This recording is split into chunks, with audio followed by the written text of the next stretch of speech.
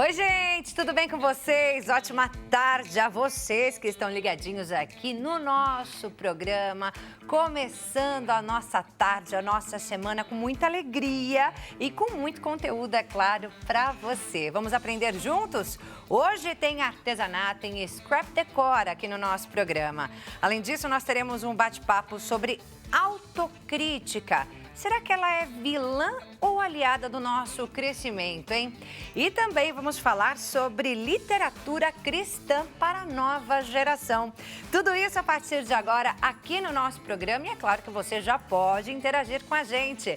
Quer fazer alguma pergunta às nossas convidadas do dia? Quer interagir com o nosso programa? Participe! Entre em contato conosco, envie sua mensagem lá no nosso WhatsApp DDD 11, número 33375886. O número está aparecendo aí na sua tela para que você possa participar do nosso programa 33375886. E você também pode assistir ao nosso programa no site hittv.com.br. E eu sempre peço, né? Siga a gente nas redes sociais. A Hit, o nosso programa e também a mim, Maria Clara Leite TV, lá no Instagram. Bora começar com o artesanato como sempre, então? Roda a vinheta!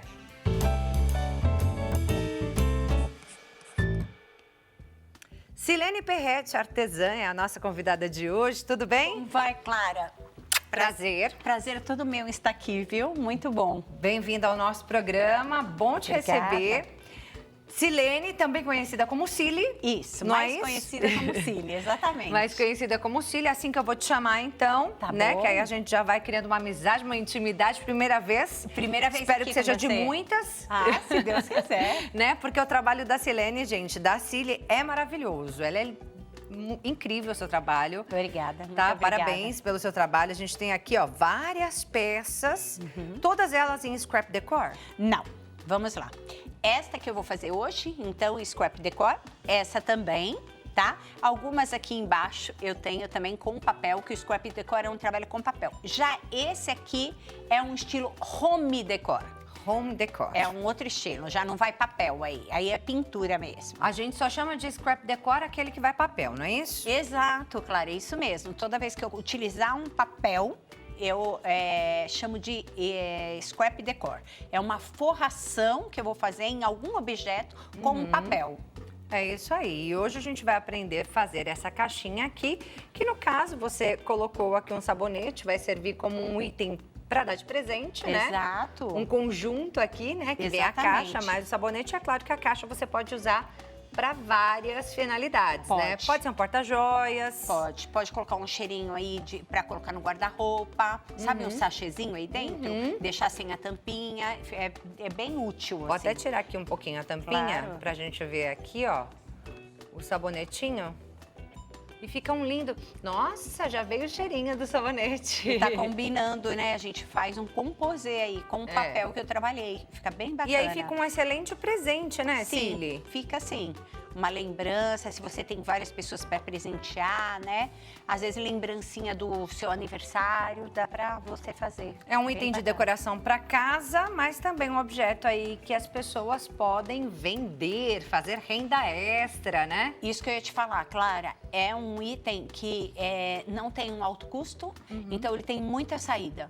Então, vale a pena mostrar para o seu cliente, quando ele tem uma lembrança para dar para algumas pessoas, no seu prédio, no seu hall de amigo, no almoço com amigos, num jantar que você vai fazer, deixar um mimo ali. Então, vale muito a pena. Rápido para fazer? Muito rápido. Rapidinho para fazer. Rápido. Mais ou menos custos de quanto? Só pra gente ter uma ideia. E nesse total aqui, com o sabonete, com a rendinha, tá? Eu gastei nele R$15, tá? E a gente pode vender essa peça a R$45. É isso Tranquilamente. R$45, então, por essa peça. Você vê que é mais 100% de lucro. É um lucro excelente, né? Então, uma Isso. ótima oportunidade para fazer renda, fazer renda extra ou ficar, né? Focar mesmo nesse tipo de trabalho. Exato. Se especializar e fazer como Cili. É isso. Né? E viver do artesanato. Você Sim, vive do artesanato? eu já vivo do É artesanato isso aí. já uns 10 anos. Olha aí. Já faz um bom tempo. É isso aí. Então, Cília, aqui, gente, exemplo para você que é artesão ou ainda não é e quer se tornar, para que você possa aprender muito com ela hoje. Eu também quero aprender com o Cília hoje. Então, vamos colocar a lista de materiais na tela para a gente começar. essa arte de hoje, esse artesanato de hoje. Olha aí, gente, a lista de materiais. A gente vai usar uma caixa de MDF, papel de scrap da sua preferência, tintas nas cores tamarindo, areia ou camurça queimado. É um ou outro, né?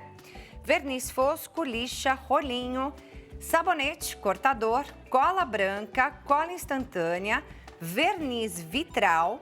E também tem os materiais de apoio, né? Que é a tábua de corte, a régua, estilete, uma bucha, que pode ser aquela de cozinha mesmo, e um pano para ajudar a gente aqui na limpeza, certo, Cíli? Exato. Eu vou te explicar direitinho para que eu uso esse pano. Tá. Olha só, gente, só lembrando que depois toda essa lista de materiais estará disponível lá no nosso Instagram, @nosso programa, então não se preocupe se você não conseguiu anotar aí algum item, agora é hora de prestar atenção no passo a passo aqui da Cíli. Vamos lá? Bora! Vai ser um prazer. Então, eu trouxe primeiro a caixinha sem adiantar para mostrar para vocês o que é um MDF cru, tá? Aonde começa a peça. Comprei e ela vem assim, exatamente desse jeito. Se você comprar essa com tampinha de acrílico, você pode reparar que a tampa é meia fosca, tá? Sim. Parecendo fosca. Porque eu já vi muita gente fazer e falar, ah, minha tampa é feia, porque ela vem com um protetor aqui. Ainda tá? bem que vem assim, né? Não porque esqueçam aí não corre de risco tirar. de riscar. Mas eu já vi gente que não conhece colocar o fecho, alguma coisa, olha como fica diferente, né? Tem o seu brilho. Então, sempre que você compra com tampinha acrílica, ela vem esse protetor. Tá. Por que eu falei do pano? Toda vez que você vai fazer um MDF, eu gosto assim, antes de começar, limpar essa caixinha. Por quê? O seu marceneiro lá, ele foi cortar e fica os resíduos. E daí, se eu começo a passar ou minha base protetora, ou começo já pintando, essa poeirinha toda aqui vai ficando lá. E não fica bom, fica uma aspereza. Sim. Então, primeiro é sempre limpar a minha caixa toda, Tá, tá? um pano sequinho, Seco. né? Sem nenhum produto. Só para tirar a poeira, o resíduo do pó do MDF. Nem pode ser umedecido esse pano. Você pode, mas não muito encharcado. Você pode Tá. passar um umedecido e esperar secar para trabalhar. Nunca trabalhe no MDF quando tá molhado, Úmido, né? úmido. Tá. Então, vamos lá. É importante essa dica, porque eu, por exemplo, passaria um pano umedecido. Minha cara. Aqui eu trouxe a pintura interna adiantada, Tá. que eu usei esta cor aqui, tamarim. Então, o primeiro passo é pintar por dentro. Não, o primeiro passo é impermeabilizar a peça, tá? Como você impermeabiliza? Com goma laque incolor ou com uma mistura que hoje eu faço muito, que é água e cola. Nossa, Silene, água no MDF? Bem estranho. Quando você passa, eu tenho um passo a passo lá na minha rede social, que Tá. leva um certo tempo, não dá pra mostrar esse na Você TV. já fez esse passo em casa? Já fiz em casa, então você vai passar água e cola uma vez, vai passar a segunda vez com uma lixa desgastada, você vai lixar e depois você vai passar o verniz brilhante. Ele Tá. vai dar um toque na caixa de loja. Olha como ele fica lisinho. Ele fica bem liso, não fica Não aquela foi aspereza. pintado? Aqui foi. Ah, agora já Mas foi pintado, em cima da né? impermeabilização. Tá. Mas eu deixei uma parte aqui, ó, pode pegar, sim. pra gente pintar. Olha como tá liso a peça. Bem lisinho. Tá? Aí, o que eu faço? Folha de scrap decor são essas folhas, tá? Ela é medida de 30,5 por 30,5, tá? E aí, você escolhe sua estampa. E como que eu escolho a tinta? Sempre olhando o meu papel. Tem muita gente que tem dificuldade. Então, eu pego o meu papel, eu peguei uma cor interna mais aqui pro rosado e essa aqui pra gente fazer a parte de fora. Tá. Aí vai vir a pergunta, porque muitas artesãs não pintam aqui já que vai forrar, né? Só que, ou pinta só a beirada, só que eu tenho um pouco de toque com isso. Isso sou eu, sim. Eu vou falar a verdade. Eu não consigo pintar aqui, já vim com papel, eu prefiro pintar inteira. Por quê? Amanhã depois você quer umedecer aqui, quer tirar esse papel, quer fazer uma arte nova, você vai ver que eu deixei pintadinho. Eu gosto de E é pintar todo. possível? É possível. Reutilizar? Não é fácil, mas é possível, porque eu posso reutilizar e vir com tecido. Dá pra tirar, já fiz isso. Já cansei numa decoração e mudei. Pra mim não perder a peça. É isso. E artesão, gente, reutiliza tudo nessa vida, né? Tudo. Sempre reutiliza. Não pode sobrar nada. Não pode sobrar uma sucata de nada que vira arte na mão do artesão, não é? Exatamente. Aqui eu vou usar a cor externa que eu escolhi, que é um camurça queimado. Ele é uma cor bem, assim, neutra. Eu ponho meu rolinho seco aqui e eu gosto de trabalhar bastante aqui na minha bandejinha, até que essas bolinhas começam a ficar, ó, que aí eu não tô com excesso e tô com um rolo bem esticado já com a tinta. Venho aqui, eu deixei esse lado pra gente pintar, venho aqui e passo na minha peça. Tá. Eu tô passando ali pra frente pro pessoal poder acompanhar bem. Ó, já Isso cobriu. aí. Essa tinta é boa e ela cobre bem rápido. Uma demão só, suficiente. Uma, duas, porque eu vou pôr assim, como eu vou pôr papel, eu não preciso de muita demão. No caso só da parte de fora, mas e dentro? dentro eu passei 2 demão. É E importante. uma última com verniz. Tá, isso aí. Posso ligar? Vamos Pode fazer um pouquinho de barulho? Pode sim, sobe o som.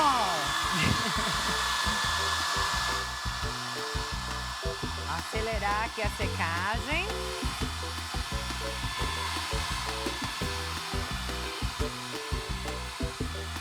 Não tem problema acelerar essa secagem. Não tem problema em caso de tinta você acelerar. É bem comum entre as artesãs a gente acelerar a secagem. Tá Muito certo. comum, né? Aí já acelerei aqui e ela já tá lisa. Já secou, menina? Já. Rapidinho, Nesse hein? processo aqui, o pessoal costuma, né, vir aqui com uma lixa e lixar Tá. e depois tirar aqui. Como eu impermeabilizei muito minha peça, ela já tá bem lisinha. Tá. E aí nós vamos pro papel. O papel, só para vocês saberem, eu meço aqui, tá? Comprimento, altura e venho na tábua de corte para cortar. Então, por exemplo, vou pegar Então aqui. é importante já cortar no tamanho certinho. E você precisa ter um vidro ou uma tábua de corte aqui. Tá. Tá?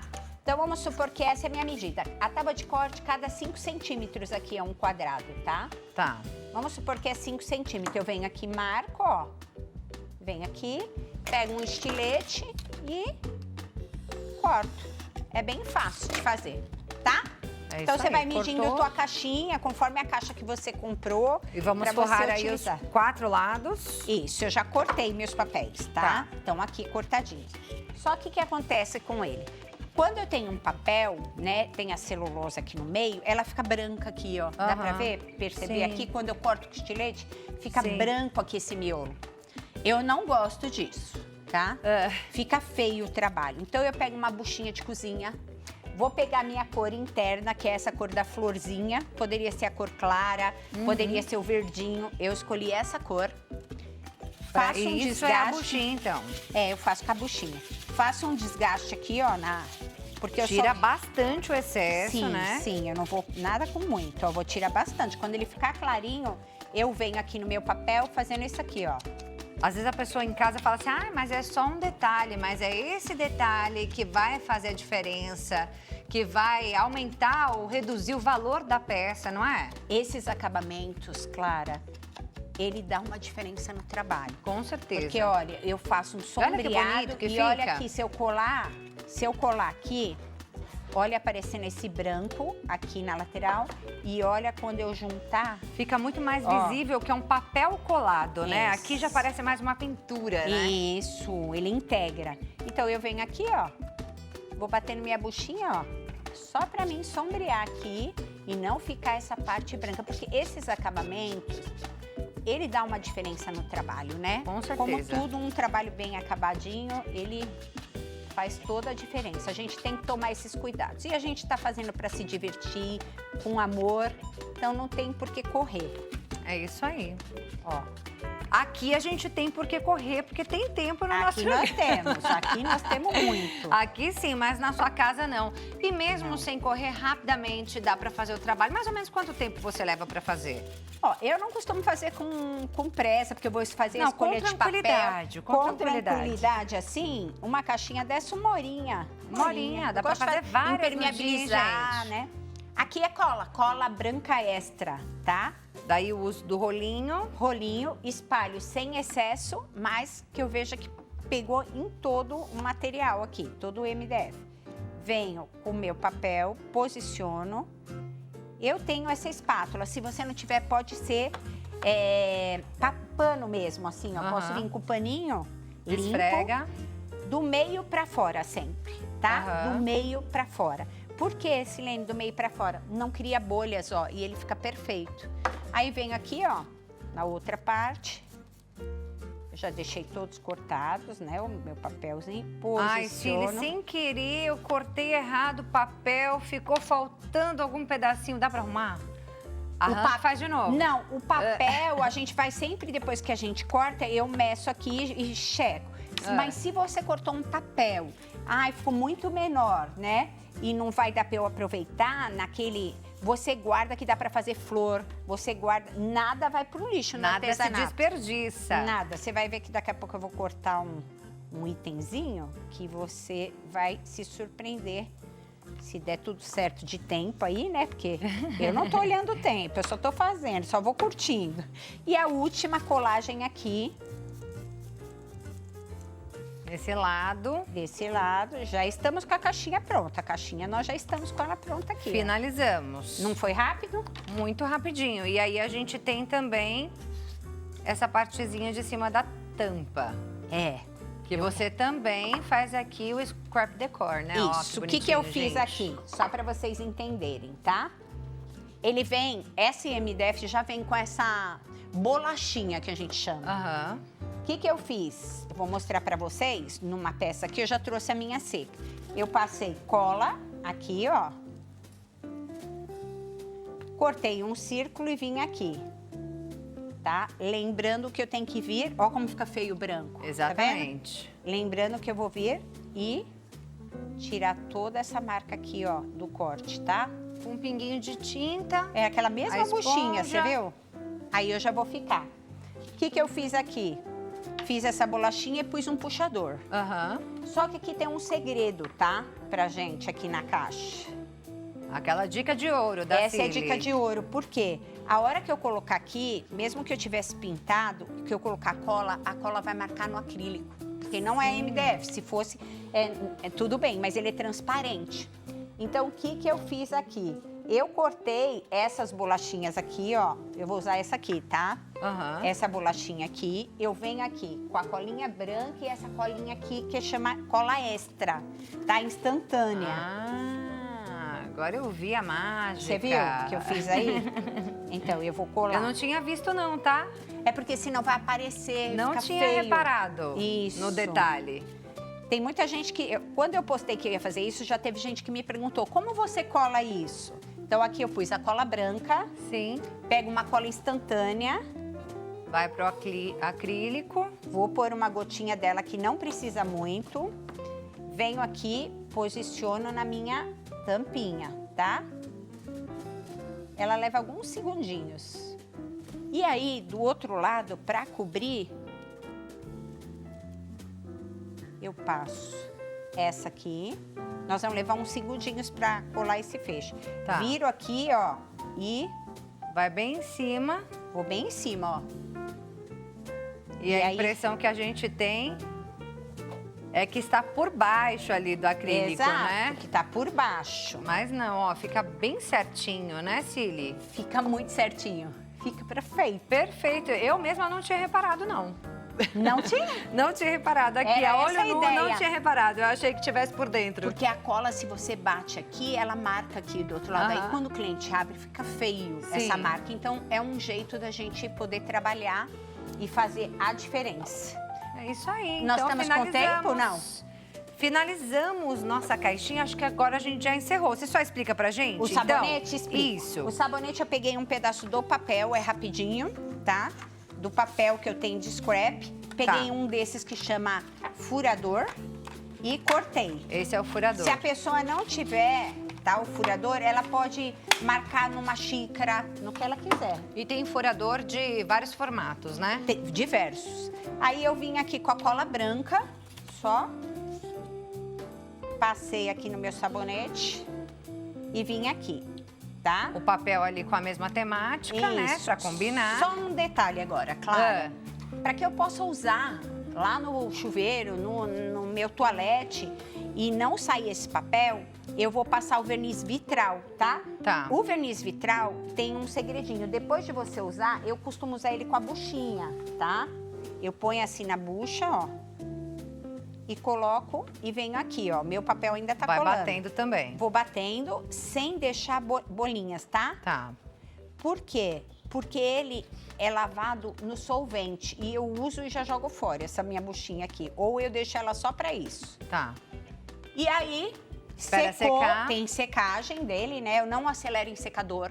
Esse não dá pra acelerar. Não dá, É. claro. E aí sim, eu ponho uma toalhinha, alguma rendinha, esse é de papel. É Põe mais aqui- um acabamento, né? Isso, pra ir pro cliente charmosinho, eu coloco lá, coloco meu sabonete e coloco a minha tampinha. E está pronto, Agora gente. estamos concluída. Se Um a lindo pessoa presente. quiser, se a pessoa quiser, Clara, dá pra pôr pezinho nessa caixa, tá? Também, Ah, né? sabe esses acessórios Sim, que sim. nessa caixa que dá pra Aqui, gente né? adicionar. Mas Tá. aí você vai aumentando um pouco o custo desse produto. E eu acho que ele fica bem charmoso assim. Ele fica perfeito, maravilhoso. A não ser que vá pro banheiro, né? Também para não estragar a caixinha, é E se você interessante. quiser deixar naquele lavabo, É. sabe? Aí você coloca um pé. Eu sugiro isso. Para não estragar, né? Isso. Embaixo não é papel, só um detalhe que eu vou finalizar. Depois de bem seca, você enverniza isso. Passa seu verniz, tá? Tá. Impermeabiliza com o papel também. Pode ser goma laque incolor ou verniz. É isso Tá bom? aí. Todas as dicas da Cili já passadas, mas ela tem muito mais dicas lá na rede social dela, gente. Anota aí, @CiliArtesanatos_. Cili Artesanatos _, como você tá vendo aí na sua tela. Siga a Cili, aprenda muito mais com ela. São muitas as técnicas que você ensina lá, né, no seu Insta. Verdade. Um trabalho mais lindo que o outro, né, gente? Uma excelente Obrigada, professora, Clara. viu? Obrigada, Cili. Eu amei estar aqui com vocês, viu? Eu também Muito amei obrigada. demais. Parabéns mais uma vez pelo seu trabalho e até a próxima. Obrigada, um beijo a todos. Agora nós vamos a um breve intervalo e já nós voltamos falando de autocrítica aqui no nosso programa. Será que ela é vilã ou uma aliada do nosso crescimento, hein? Fique com a gente, já voltamos.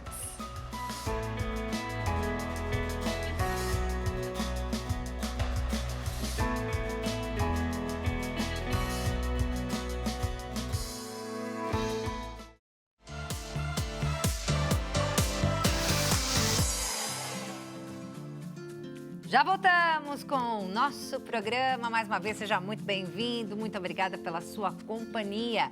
Agora é hora da gente falar sobre autocrítica. Se você tem alguma dúvida sobre esse tema, quer fazer uma pergunta à nossa convidada de agora, você já pode participar do nosso programa enviando a sua mensagem para o nosso WhatsApp, DDD 11, número 33375886.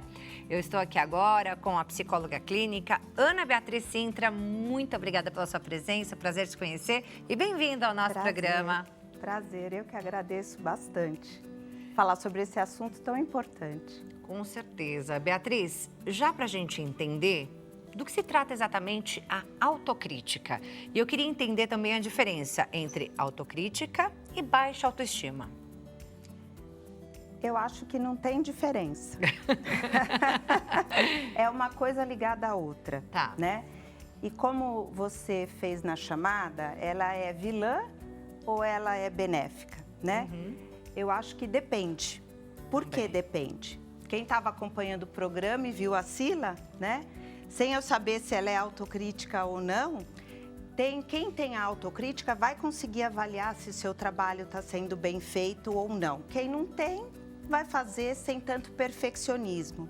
Só que, por exemplo, se ela for uma pessoa muito autocrítica, essa crítica é negativa, essa autocrítica é negativa. Por quê? O perfeito vai nunca estar perfeito e daí não sai o feito. É.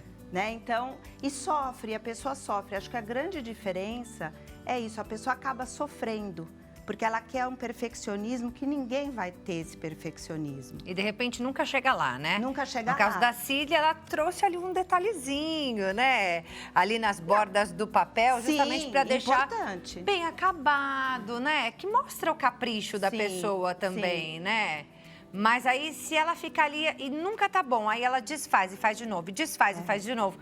Esse é o problema, é aí que mora o problema. Isso mesmo, Clara, é linear, assim, limiar as coisas, é muito tênue, né? Mas existe.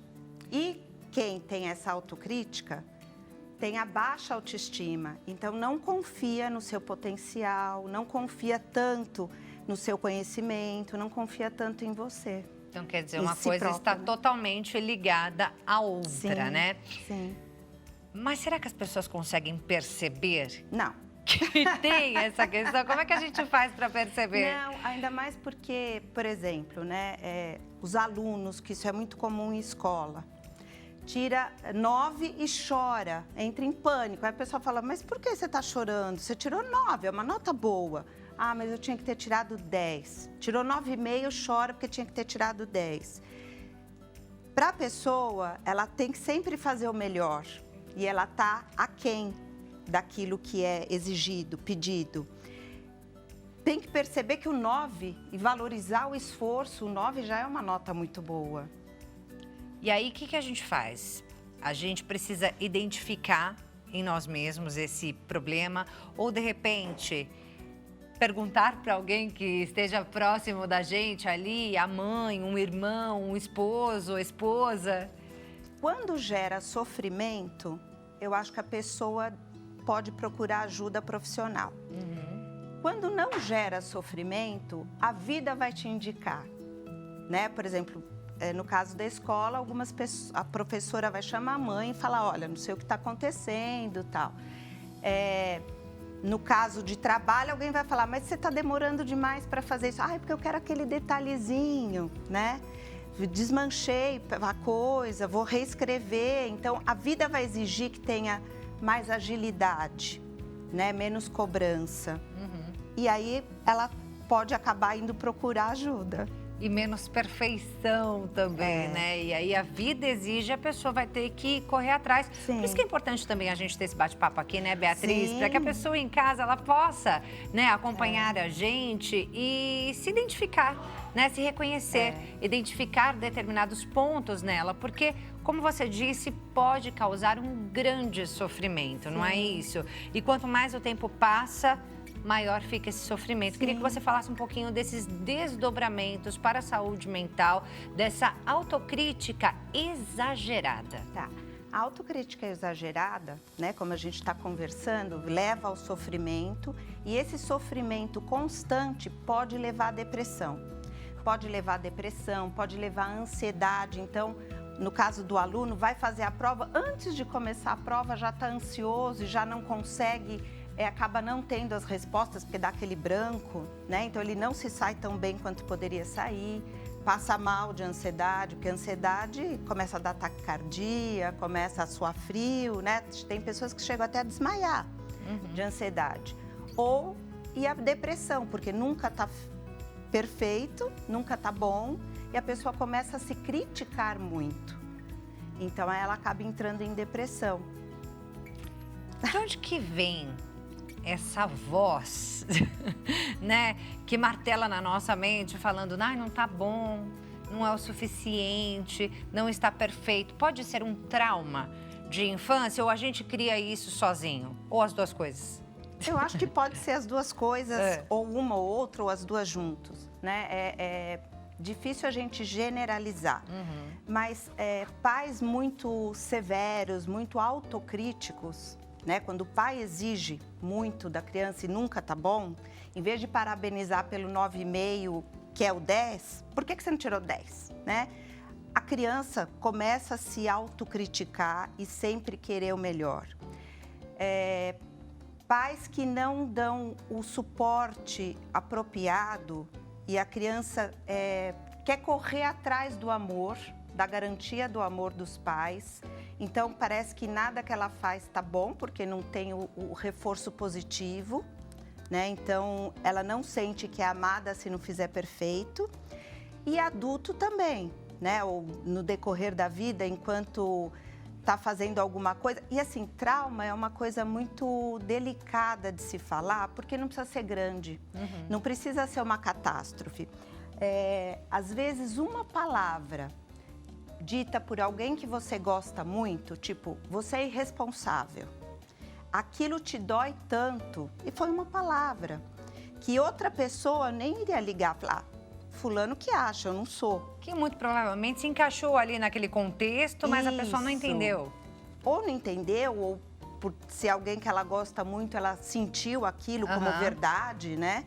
Como verdade mesmo. Então, ela começa a sempre se criticar. Eu preciso ser mais responsável, eu preciso ser mais responsável. E ela já era responsável. Então, trauma não precisa ser algo muito grandioso. É isso aí, você falou, né? Essa pessoa, ela pode não se sentir amada, ela fica buscando esse amor. Isso quer dizer que também pode atrapalhar nos relacionamentos depois? Sim. Sempre quando a gente não se sente amada, a gente vai querer ser perfeita. Sabe aquela pessoa que quer agradar demais? Sim. Você nem pediu algo, ela já está te oferecendo? Ela nem sabe se você quer ou não, mas ela... Até a gente tem o costume de falar, é pegajoso demais. A pessoa que não se sentiu amada e acha que tem que sempre fazer o melhor, ela corre esse risco. Porque em psicologia nada é tão factível, né? Mas corre esse risco de atuar dessa forma.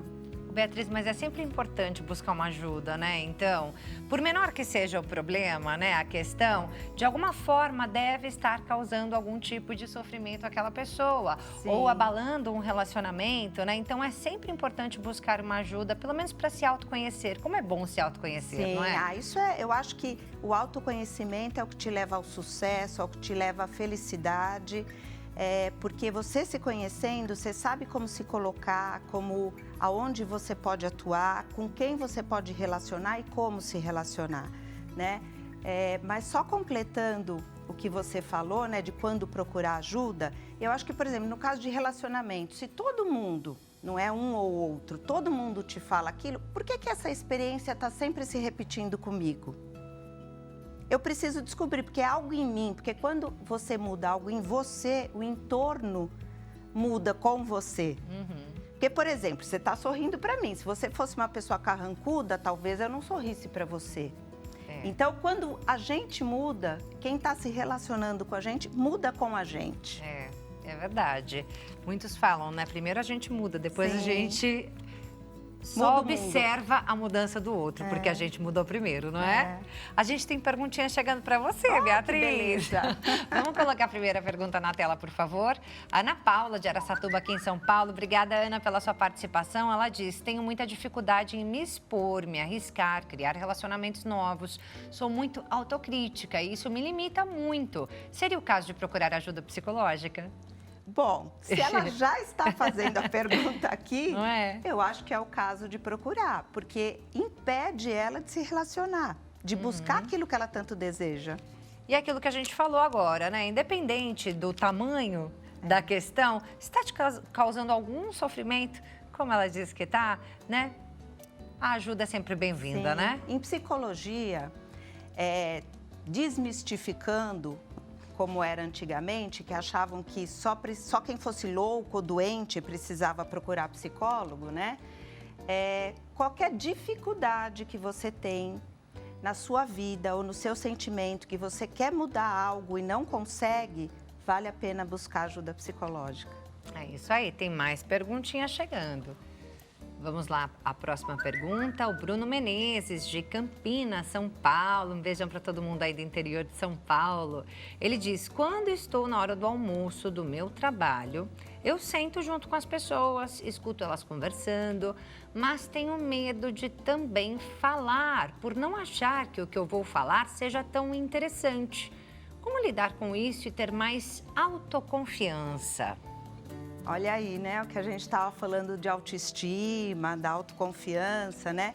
Se ele tem medo de falar porque acha que o que ele fala pode não ser interessante, ele não se conhece, né? E não confia em si. Se ele se conhecesse e trabalhasse a autoestima, ele teria mais autoconfiança. Então, uma coisa está ligada à outra, né?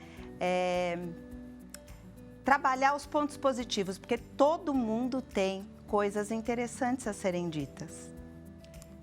Em falar nisso, você teria, assim, exercício, a gente falou aqui, né, que é importante a gente sempre buscar uma terapia, buscar uma ajuda, né, principalmente quando a pessoa já está identificando o sofrimento. né, diante de alguma situação. Mas existem exercícios que você possa ensinar pra gente aqui agora, inclusive para quem está em casa, né? Para a gente começar a se olhar de uma forma mais delicada, né? Com essa autocompaixão, né? Reconhecendo aquilo que é bom e não valorizando tanto os nossos defeitos, porque todo mundo tem. Sim. Não é? Todo mundo tem defeito, eu tenho, você tem com certeza, né? Então, assim, vamos valorizar aquilo que é bom. Não é isso? Então, o exercício é exatamente isso. Viu, Bruno? Presta atenção. É você reconhecer os seus pontos positivos, porque todos têm, né? Pontos positivos e, lógico, tem os negativos também. Mas você reconhecer em você e valorizar aqueles pontos positivos. Porque muitas vezes é fácil perguntar assim: fala 7 defeitos que você tem, você vai saber na hora. Fala 7 qualidades. A maioria tem muita dificuldade de falar as suas qualidades, porque não reconhece. Olha só, vale a pena até de repente questionar alguém, sabe assim? Eu não estou conseguindo ver nenhuma qualidade em mim. Mãe, me ajuda? Filho, me ajuda? Não. Vale, mas tem que tomar cuidado, né? Porque, por exemplo, se a mãe for uma mãe muito rígida, talvez ela reafirme aquela autocrítica, em vez de valorizar as qualidades. Então, enxergue-se. Se olhe no espelho e enxergue as suas qualidades. E aí eu acho que o profissional da psicologia pode ajudar, porque a gente vai pegar um fato concreto do dia a dia e vai falar: você percebe que você é bom nisso? Como a Sila, você percebe que você é boa no artesanato? Você percebe... Bruno, né? Bruno, que você consegue conversar sem ser no trabalho com seus amigos e você fica à vontade? Então, fazer a pessoa reconhecer no dia a dia dela que ela pode ter autoconfiança e boa autoestima. Em outras situações, já vi assim exercícios da pessoa se olhar no espelho, por exemplo, e autoafirmar ali coisas boas, né? Elogios ali para ela. É bacana também?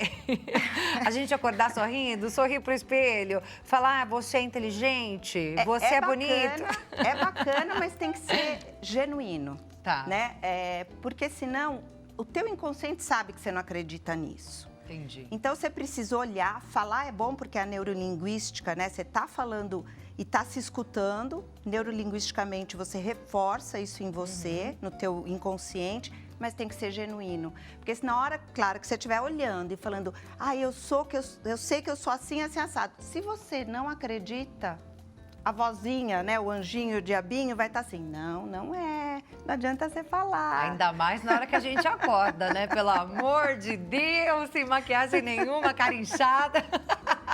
Não dá pra reconhecer isso e acreditar nisso, não. Mas é isso aí. Vamos a mais uma pergunta? Olha lá, Beatriz, agora a pergunta da Silvia Dias, de São Luís do Maranhão. Obrigada, Silvia, pela sua participação. Ela diz: por ser muito autocrítica, tenho baixa autoestima. Isso é um traço de personalidade? É uma doença ou sintoma de alguma doença?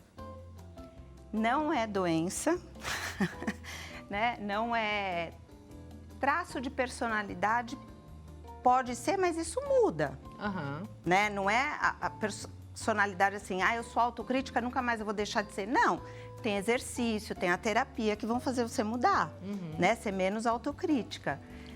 Mas é um traço da pessoa. Mas pode ser um sintoma já de alguma questão de saúde mental, essa baixa autoestima?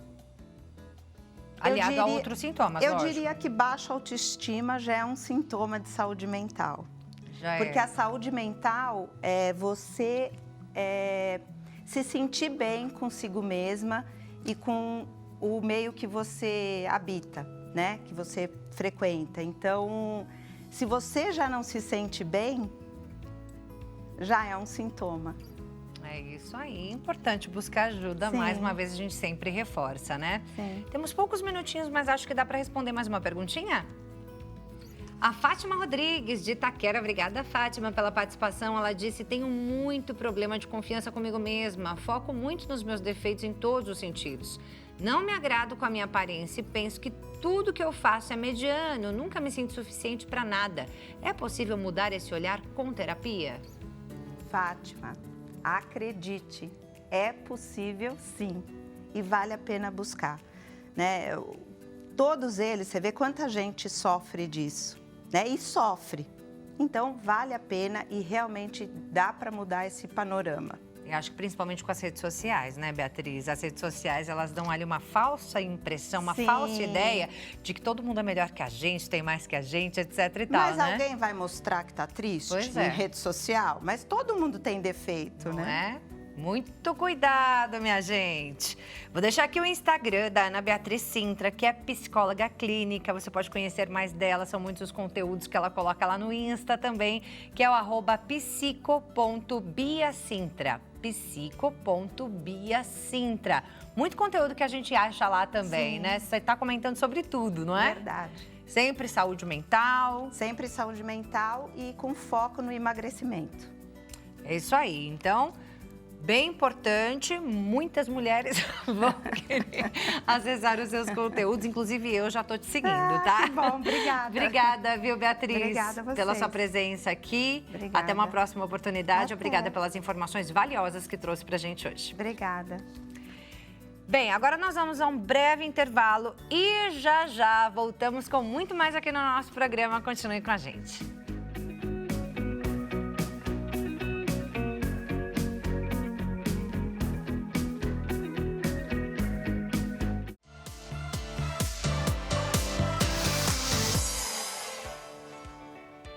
Já voltamos com o nosso programa a partir de agora para falar sobre literatura cristã.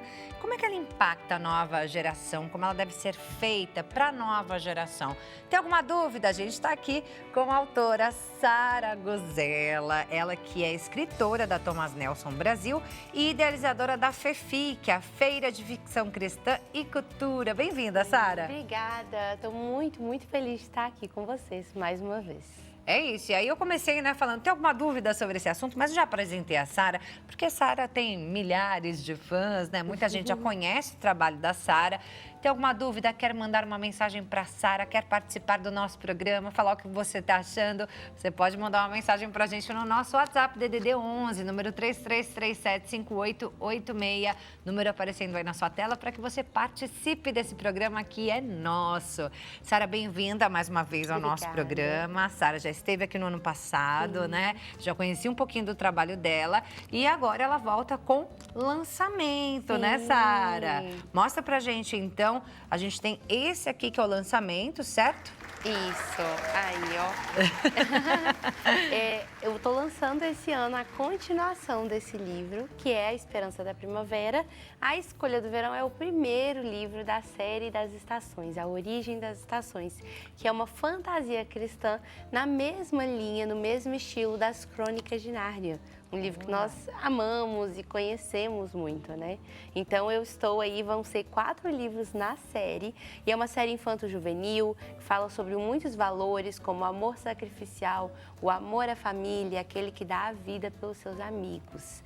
E aí eu estou lançando a continuação desse livro aqui. É isso, e tem um outro também que a Sara trouxe pra gente, que é Os Clãs da Lua. Esse é o nome desse, né? Isso aí, Os Clãs da Lua, ele é um livro único, um livro outra história. E ele é uma releitura do livro de Êxodo, só que no espaço. Então a gente imagina, né, inspirado ali pela história de Moisés, como seria essa narrativa, onde em vez de a gente ter os israelitas escravizados no Egito, a gente tem a humanidade escravizada na Lua, lutando para ali, para se libertar e retornar para casa, retornar para a terra.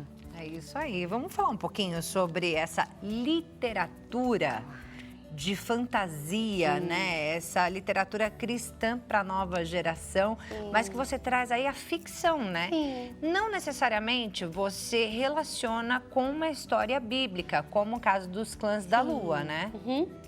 Fala um pouquinho pra gente, o que é uma ficção cristã? Claro, a ficção cristã, ela é um gênero, né, um subgênero que tem crescido muito no nosso país. E o que é uma ficção cristã? É um livro de ficção. que ele pode ser ali romance, fantasia, aventura, mistério, só que existe um diferencial sobre ele, porque ele é uma história ficcional, mas com uma cosmovisão cristã. Então, em meio a essas aventuras, em meio a essa narrativa na história, você vai encontrar princípios e valores da nossa fé cristã costurados ali, que vão guiar toda a narrativa e onde essas histórias vão, de forma implícita ou explícita, apontar para a palavra, apontar para a Bíblia, apontar para a verdadeira história. Com certeza são valores ensinados ali através dessa literatura, né?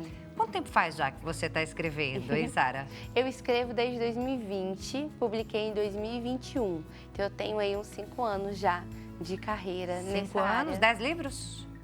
8. 8? Estamos caminhando para os 10. É isso aí, daqui a pouco já são 10, daqui a pouco são 20, porque Sara não Amém. para de trabalhar. E eu tenho certeza que você tem muito contato com os seus leitores, Sim. né? Na própria FEFIC, eu acredito que você tenha tido muito contato, né, com os seus certeza. leitores e também pelas redes sociais.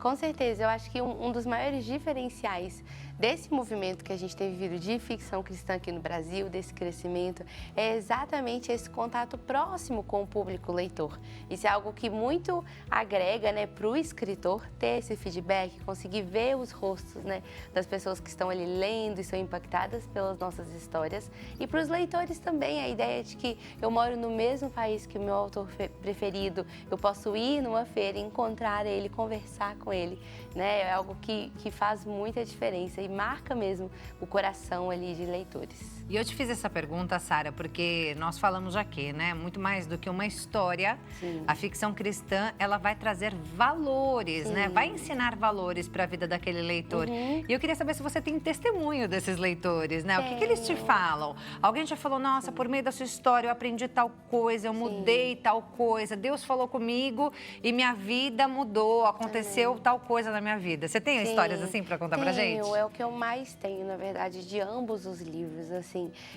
Os Clãs da Lua, ele é um livro que constantemente e recentemente eu recebi muitos testemunhos, porque na história eu tenho um personagem que ele representa aquele cristão que cresceu na igreja, foi ensinado na fé, mas nunca escolheu Deus por si próprio. Então ele tem um momento ali de embate, onde ele precisa fazer essa escolha. E eu me deparei nessa última semana mesmo, durante a FEFIC, muitas meninas que vieram para mim falaram, Sara, eu era o Elliot. Eu vivia nessa realidade, né? E lendo o seu livro, isso me trouxe a vida, me trouxe a convicção, né, de que o Senhor me ama e eu preciso escolher por Ele, mais do que apenas aceitar a escolha da minha família. Eu preciso fazer essa escolha e confiar nele. Então a gente tem inúmeros testemunhos de como o Senhor usa ali, né, essas histórias, os ensinamentos delas, para falar exatamente a realidade de cada leitor que pega esses livros. Olha só, então quer dizer, a menina ela veio, falou pra você, eu era o Elliot, ela se identificou ali com a história dele. E por acaso tem algum personagem inspirado na sua história? Ai, meu Nos Deus. seus livros? Olha, eu acho que quando a gente é escritor, isso é muito legal. A gente tem muitos personagens que carregam algumas partes de nós, né? Então, como eu falei, esse personagem, o Elliot, eu me inspirei um pouco de mim na Sara da infância, assim. Eu lembro que quando eu era pequena, eu ouvia testemunhos dos meus pais, da experiência deles com Deus. E eu ficava ali sempre orando, pedindo a mesma coisa. O Elliot fazia um pouco disso quando ele era pequeno. E eu tenho também o Beor, né, aqui de A Escolha do Verão, em determinado ponto do livro, ele lutava muito para ter contentamento. Nada nunca era o suficiente para ele. Ele não gostava da vida dele, ele queria sempre mais, mais e mais. E foi algo que o Senhor confrontou o meu coração também enquanto eu escrevia, né, de amar aquilo que eu tenho, de ser fiel à realidade na qual o Senhor me entregou. É isso aí. Ô, Sara, por que ficção cristã? Como é que surgiu isso na sua vida, no seu coração? A gente conversava aqui durante o intervalo, né? E você falou que você não era ali tão ligada à língua portuguesa, né? Na sua infância. E acabou tornando-se escritora. Então, acredito, foi um desejo que Deus colocou no seu coração, foi um propósito que Ele colocou na tua vida, né? Mas por que ficção? Eu sempre me conectei, apesar de, como a gente estava falando, né, diferentes tipos de inteligência na infância e adolescência. Eu tinha ali certos desafios com matéria de gramática, mas eu sempre amei histórias. Eu sempre me conectei profundamente com histórias. E eu me lembro, quando eu tinha 11 anos, eu li as Crônicas de Nárnia. E eu li um livro específico que chama O Cavalo e Seu Menino. E foi uma história que eu lembro que, crescendo na igreja, naquele período da minha vida, eu não entendia sobre a justiça de Deus. Eu não entendia como Deus podia ser bom e justo ao mesmo tempo, né? Como personagens bíblicos poderiam passar por coisas tão difíceis. E era algo que ninguém na escola dominical conseguia me explicar. Mas lendo esse livro, lendo O Cavalo e Seu Menino, eu entendi. E eu lembro vividamente que eu fechei aquela história aos meus 11 anos e eu falei, Senhor, agora eu entendo. Eu entendo quem o Senhor é e eu entendo a sua justiça. Então aquilo marcou meu coração profundamente, de saber que um livro ficcional conseguiu me explicar aspectos do caráter do Senhor, conseguiu trazer essa revelação ao meu coração, que nenhum adulto, né, na minha realidade, naquela idade, tinha conseguido fazer para mim. Então desde então, eu já comecei ali essa conexão, esse amor por narrativas.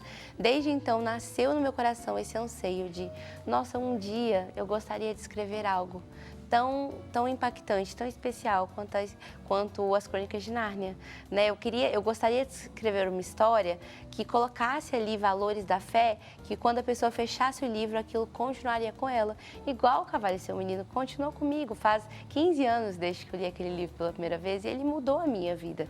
Então, acho que por ter vivido essa experiência de ter uma história de ficção cristã, marcado meu coração com o Senhor, aquilo me fez desejar viver isso também.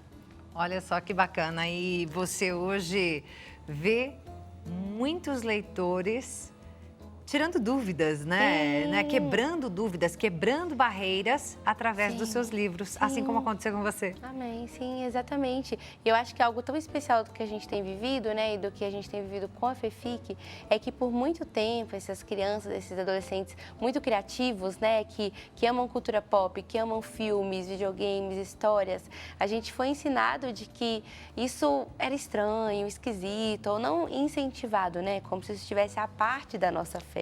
E o que a gente tem visto, e os meus leitores vêm com muitas dessas crises, né? E o que a gente vê é que, na verdade, as histórias, a criatividade, ela vem do Senhor. Então, quando a gente mostra para leitores que ler histórias não é uma perda de tempo, não é uma coisa fútil, não é algo que é contra a nossa fé, pelo contrário, é algo que pode edificar o nosso coração e nos trazer ainda mais perto de Cristo, que ser criativo não é o oposto, pelo contrário, é ser a semelhança de Cristo. Isso cura também o coração deles, sabendo de que existe lugar para as histórias, existe lugar para o amor deles por livros e que isso não os faz amar menos o Senhor. Pelo contrário, isso pode os fazer amá-lo ainda mais. Mas tem preconceito ainda? Com certeza. Contra a ficção cristã? Sim, como é que você certeza. dribla isso? Eu driblo com muita paz, assim, porque eu entendo que pessoas que têm preconceito com o título, né, com a palavra, são pessoas que foram ensinadas dessa forma. Elas vieram de uma geração onde a ficção em si, ela tinham muitos tabus, né, tinham muitos temores ali que a igreja tinha contra essas histórias, então por isso elas foram ensinadas dessa forma. Mas quando eu sempre tenho a oportunidade ali de conversar com alguém que estranha, né, não gosta do gênero, eu levo ele para a palavra, porque a nossa principal base de tudo que a gente faz com a ficção cristã não é um livro que veio depois, não, é o livro que guia a nossa vida como cristãos, que é a Bíblia. Então a gente vê na Bíblia o valor e o uso das narrativas. A gente vê como Cristo fez isso com as parábolas. Ele contava histórias ficcionais. Ele contava histórias de pessoas e lugares que não existiam, mas ele poderia simplesmente chegar e falar, olha pessoal, isso é errado, isso é o certo, é assim que vocês fazem. Mas não, toda vez que Jesus queria passar uma mensagem importante, ele contava uma história. E dessa forma, aquela mensagem entrava no coração das pessoas. Então, sempre quando eu me deparo com pessoas com preconceito, eu levo elas a palavra a ver através dos evangelhos e até mesmo no Velho Testamento, em diferentes momentos em que narrativas ficcionais foram usadas por profetas para compartilhar ali verdades que o Senhor queria entregar ao seu povo.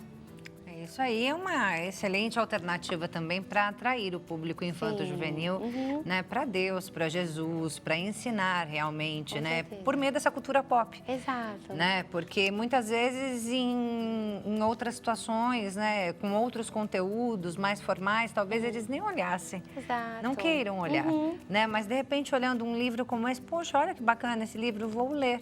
Sim. E aí é evangelizado sem a palavra evangelismo ali no meio, né? Sim, com certeza. É você falar na linguagem deles, né? A gente vê que essa faixa etária do pré-adolescente e do adolescente é muito desafiador de comunicar com eles, especialmente quando você vem de uma outra geração. Então, o que funciona para você não funciona para eles. E quando você entrega um livro na mão de um adolescente, você dá ali a oportunidade, um livro de ficção cristã, você dá a oportunidade para que ele conheça no seu próprio idioma, né, com os próprios elementos que tanto lhe atrai sobre a palavra do Senhor. É isso. Você escreve para públicos a partir de 6 anos de idade? É, a partir de 8 anos. A partir de 8. Eu já tenho ali muitos dos meus leitores. Até os mais velhos. aqueles que gostam de fantasia, Sim, que gostam de exato. de história com valor, né? Sim. Mas como é que você diferencia a linguagem? Então, eu amo infanto-juvenil, que é esse gênero, né?